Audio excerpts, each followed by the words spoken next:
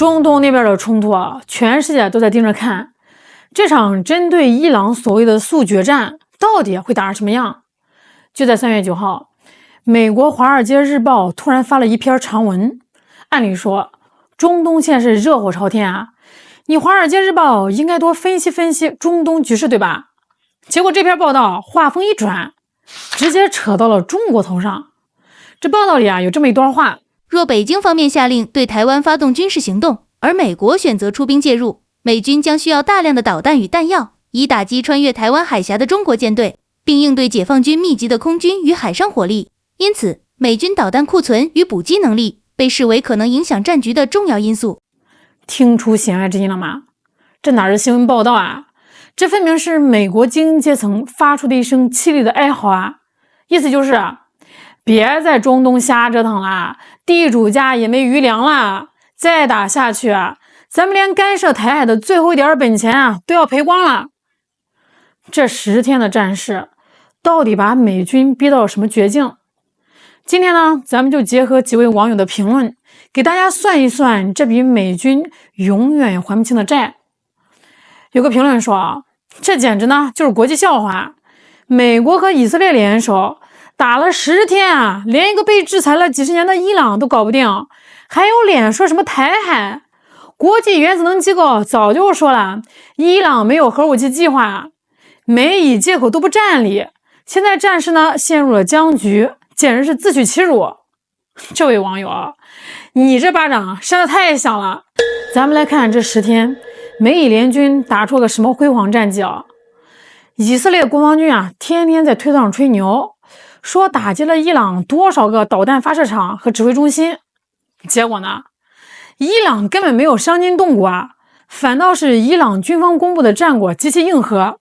在过去的几天里啊，伊朗呢已经击落了超过82架美以联军的无人机，打下了4架不可一世的 F-15重型战机，甚至还摧毁了多处美以的雷达设施。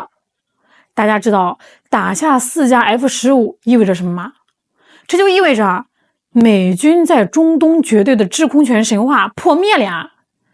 伊朗凭借着深挖洞、广积粮的防空体系，硬生生扛住了美军的第一波3板斧。这位网友提到了一点非常关键哦，美军打这场仗的借口极其拉胯。国际原子能机构查了这么多年，早就明确表态，没有发现伊朗有系统性的核武器制造计划。这就像当年拿着一管洗衣粉去打伊拉克一样。但是问题是，现在的伊朗它不是当年的伊拉克呀。你连一个伊朗那种区域性防空火力都无法瘫痪，反而让自己深陷泥潭的美军，居然在《华尔街日报》上大言不惭的推演怎么介入台海。你说这不可笑吗？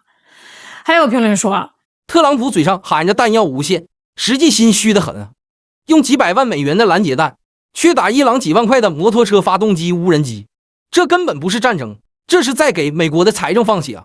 造不如耗，美军迟早被拖死。这位呢，简直是懂经济学和军事后勤的天才啊！大家知道《纽约时报》这几天披露了一个多么触目惊心的数据吗？在短短10到12天的战事里，这美军为了保以色列和自己在中东的基地，光是萨德系统拦截弹就打出去了超过150枚。150枚听起来不多是吧？那告诉大家一个绝望的事实这相当于美军在全球萨德拦截弹总库存的整整1/4。10天时间1/4的加点直接打没了。咱们再来算算经济账1枚萨德拦截弹的造价是多少？起步价几百万美元。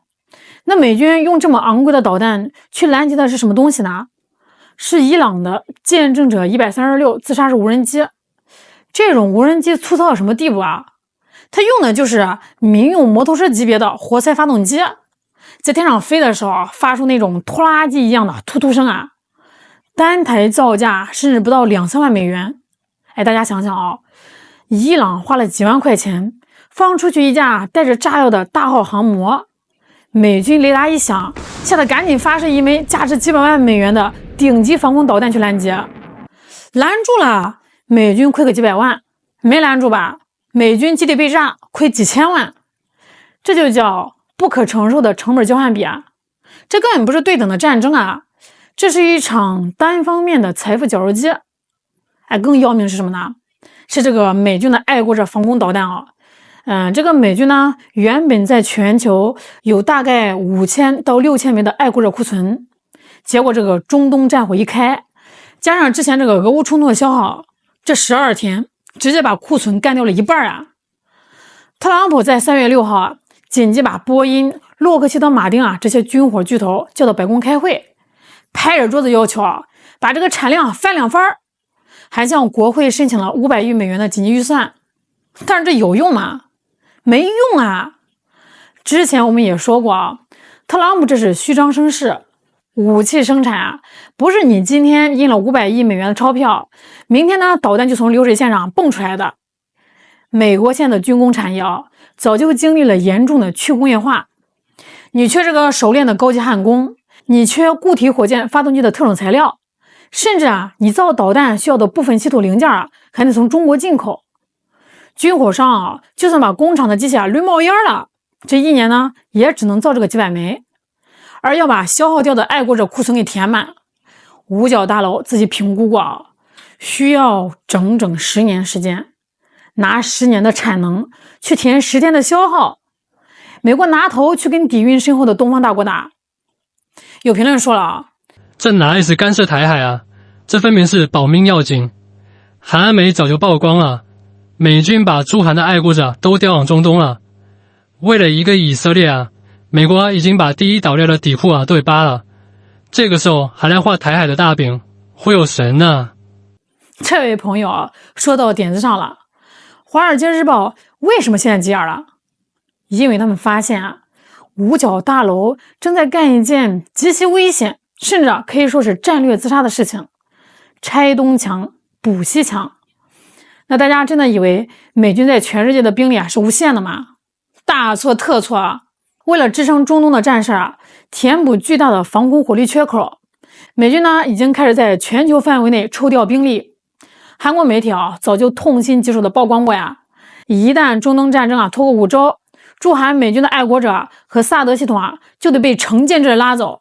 事实上早在去年的6月美军搞那个所谓的午夜重锤行动前，五角大楼呢就已经把驻韩美军8个爱国者导弹营中的3个悄悄拔出调往中东了。那现在中东是越打越烂驻日美军、驻韩美军的弹药库正在被疯狂的抽干。美国为了保住中东的霸权正在主动让出他们在西太平洋苦心经营了几十年的第一岛链制空权。这个时候咱们再回过头来看看华尔街日报的哀嚎，你就能明白这个背后有多恐惧了。台湾岛内的退役中将帅化民先生那可是行家他看得很透彻。他直接在节目上说，就凭美国现在这点可怜的弹药储备，在台海一旦爆发高烈的冲突，大打出手，美国的弹药呢只够撑3到4天，就算加上日本那些盟友的支援也绝对撑不过1个星期。这不是危言耸听美国最顶级的智库曾经做过整整26次极其悲观的台海兵器推演。推演结果是什么呢？如果美军真的敢武力介入台海，在开战的前3周内，美军需要向中国舰队和登陆部队发射至少5000枚各种类型的远程反舰和巡航导弹。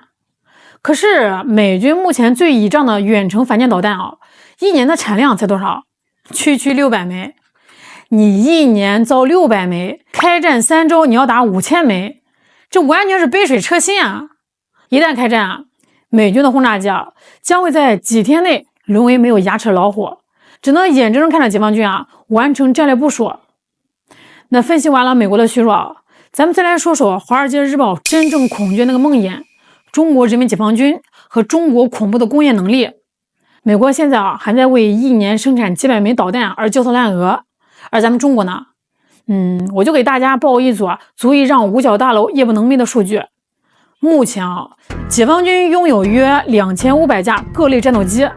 注意这个不是什么老掉牙的2代机其中先进的4代机和5代机的总量超过了1800架。那光是部署在东南沿海，随时可以投入台海战场的先进战机就有上千架之多在导弹的储备方面那就更是降维打击了各种射程的弹道导弹和巡航导弹加起来保守估计在7500枚以上，号称是航母杀手和关岛快递的东风26中程弹道导弹，光是随时可以机动发射的发射车就有250个以上。而且现在的精度已经从当年的100米级直接进化到了几米级，发射准备时间呢大幅缩短。这意味着什么？这就意味着只要美军的航母敢靠近第一岛链，随时都会面临饱和式打击的灭顶之灾。但是最让美国人绝望的，其实还不是现存的武器数量，而是中国背后那个全球唯一完整的无与伦比的工业体系。一旦真的进入了战时状态，中国呢不需要像特朗普那样去求那些只为了赚钱的华尔街军火商。中国庞大的重工业、汽车制造业、电子厂可以在国家意志的统筹下瞬间转化为军工产能。中国的弹药、无人机、导弹的生产能力将呈现指数级的恐怖爆发，这才是支撑一场高强度、持久对抗的真正底气。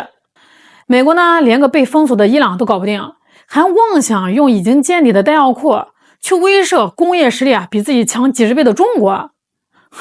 这不是战略威慑，这是战略自杀。现在这特朗普呢为了所谓的面子和以色列的利益，在中东强行发动一场没有正当理由、没有明确战略目标的烂仗。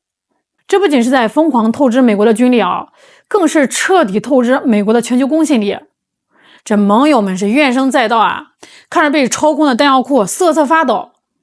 一个在沙漠里被廉价无人机搞得焦头烂额，弹药库快要见底的美国，真的还有底气去干涉中国实现国家统一的核心利益吗？答案早已经写在中东的硝烟里了。好了，今天就聊到这儿了。你们是怎么看待美军在中东陷入弹药耗尽危机的？欢迎大家在评论区畅所欲言哦。我是肖兰，咱们下期再见。